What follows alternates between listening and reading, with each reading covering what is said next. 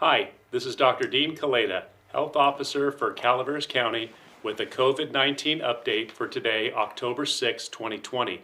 Statewide, California's reported 826,000 cases of COVID-19 with 16,000 fatalities. Calaveras County's had 322 cases with 14 deaths.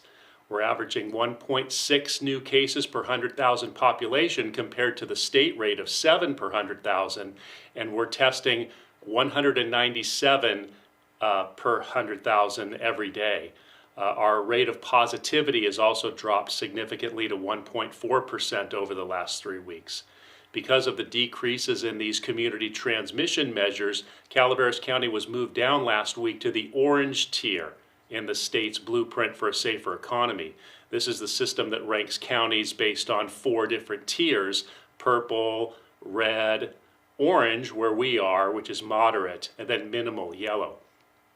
Now that we've advanced to the moderate or orange tier, this means that some recently closed businesses can start to resume or expand their activities with modifications. For example, dine-in restaurant services can resume at 50% capacity, movie theaters at 50% capacity, hair salons, barber shops, personal services may all start to resume with modifications. Gyms and fitness centers can resume indoor operation at 25% of their normal capacity, and they can operate indoor and outdoor pools as well. Schools are eligible to resume in-person classroom instruction for children at the discretion of each local school district. To find out what's open, you can go to our county website and be referred to the state's website as well. Due to the hard work of the dedicated staff at Avalon Care Facility in San Andreas, a nursing home, the outbreak there has slowed down and is showing signs of abating. They've had 60 cases and 26 staff members have tested positive as well. This is the biggest challenge to our community from this pandemic since it started. The rates of new infection coming from Avalon have been contributing to our elevated COVID-19 infection rates for the entire community over the last month.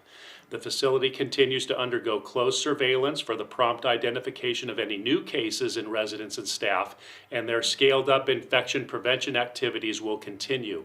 We've been working closely with the state of California as well as our local health department to get those outbreak numbers down and to get that under control, which it essentially is at this point.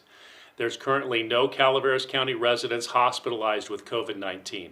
Local hospital capacity remains adequate and ventilator availability is at 100%. Mark Twain Medical Center has sufficient hospital beds, ICU space, personal protective equipment to protect their healthcare workers at their hospital and their outpatient clinics. The OptumServe test site that's shared between Calaveras and Tuolumne counties will move to the Tuolumne County Fairgrounds in Sonora on November 1st. No-cost testing for COVID-19 remains available for now at the test site, which is located at the Calaveras County Fairgrounds and is open Tuesday through Saturday from 7 a.m. to 7 p.m. Testing is available for those down to age 3 and older. Walk-ins can be accommodated, but it's best to get an appointment time ahead of time by visiting the website or calling the 888 toll-free number, which is listed on our website as well. Public health officials such as myself remain concerned about the potential for concurrent presence of COVID-19 and influenza viruses to be circulating together this winter and fall. Simultaneous outbreaks of flu and COVID-19 will drain the county's healthcare resources. Getting a flu shot protects you and your family has never been more important. Calaveras County Public Health will offer a drive-through flu clinic on Thursday, October 15th from 9 a.m. to 4 p.m. at Calaveras High School. We continue to learn more about this coronavirus every day, and this new information will help us guide our public health response. To protect all Calaveras residents against this deadly virus, we still need to stay home if we're sick, stay at least 6 feet away from people outside your household, wash hands regularly, avoid touching your nose, mouth, or eyes with unwashed hands, and to wear a face covering over your nose and mouth when around others. To continue with my baseball analogy, if the coronavirus pandemic were a baseball game, we'd be in the 6th inning. This virus and situation remains dynamic, and this is why we've chosen a low and slow approach to determining when activities and businesses should reopen.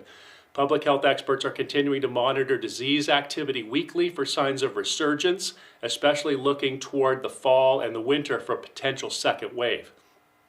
So to continue to move in a positive direction, the public is urged to continue to wear a mask, keep your distance, get tested, wash your hands, stay home if you're sick. There's no doubt that our current situation is strengthened when we all work together for this. I'd like to conclude by announcing that after 20 years of serving as Calaveras County Health Officer, it's time for me to step down. I've provided health officer duties to our community 24 hours a day, 7 days a week during this entire time span.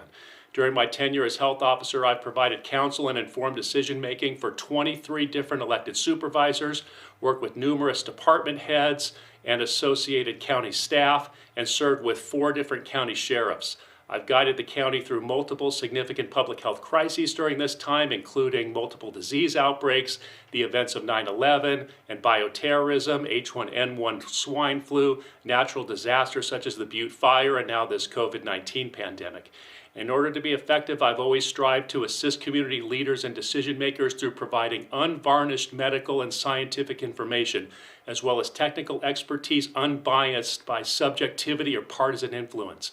Under the current political climate, this is no longer possible. Due to these considerations, I'm resigning as health officer effective Friday, October 16th at 5 p.m.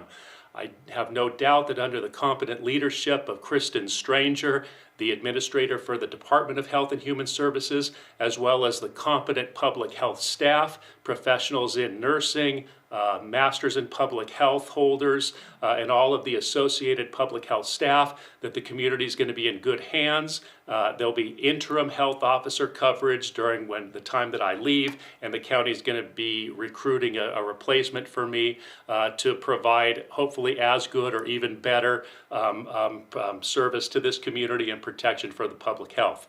So continue those messages that we talked about to keep yourself, your family, and our community safe during this pandemic until such time a vaccine is available to help instill widespread immunity in the population to get us past this.